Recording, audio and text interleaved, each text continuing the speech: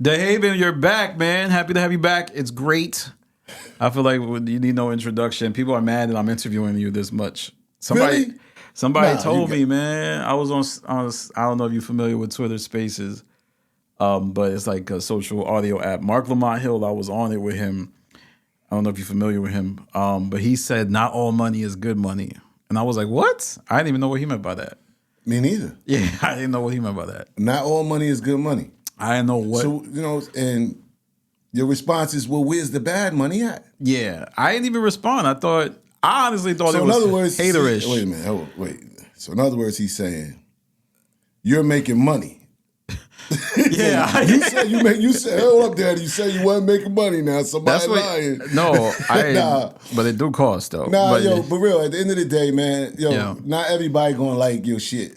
You know what I'm saying? And he clearly says, all money. Obviously, he know you getting money. But hey, it's okay. You know what I'm saying? It's a business.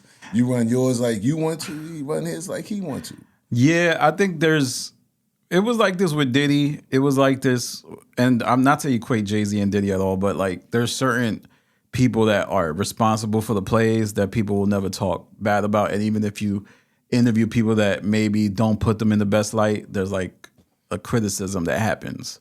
Right, but every time I come on, it's not always in a bad light. Some people feel that way. Some people feel like because you do it in a way that isn't constructive at like all times, that it's bad.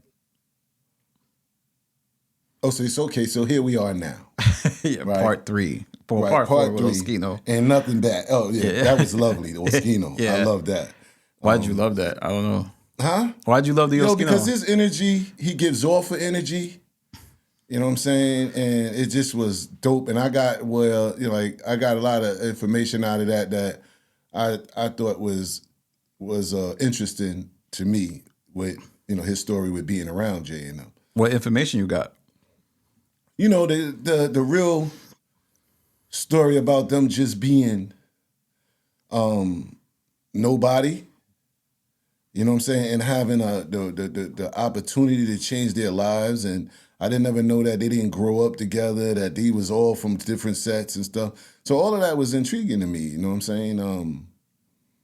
Because they had me fooled. I thought they was day ones, especially the point where I asked him about state property, and he said that where Benny Siegel dropped the ball, and I was trying to figure out what he meant by it, and the way he broke it down made so much sense that he was like, he was the closest to Jay.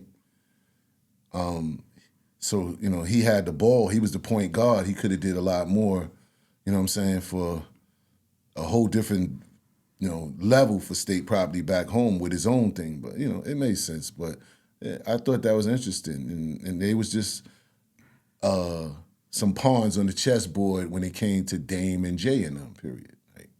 Yeah. You know what I mean? That, he wasn't aware of where Jay was. Like, I asked him, like, so was ever a situation where my name came up in it? You see how he was like, nah, I don't know, because they was doing so much of their own shit. You know what I'm saying? And so that answered my question.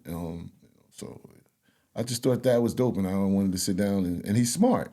Yeah, he's smart. You know what I'm saying? He does a lot of like talking about this in like other interviews, and he always kind of, it seemed like he was mad that he was used as a pawn for certain situations, and then Jay-Z got cool with all the people that he was used as a pawn against. So like Nas, and other situations, and yeah. But he also say that he can't lie that they gave him an opportunity. He had nothing. Mm-hmm.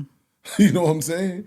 He had nothing, and the opportunity that Jay gave him is some, even though they put it in their hands, you know what I'm saying, and things went this way, you know what I'm saying, you still had an opportunity to make some shit happen on your own. That you had an opportunity.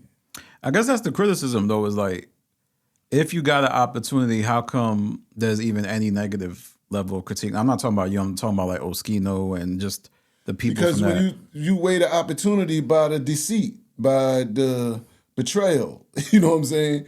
I can be like, I'm gonna put you on though. But in the back of my mind, I'm not gonna show you all of this where I'm gonna give you a faulty contract. You know what I'm saying? But I put you on.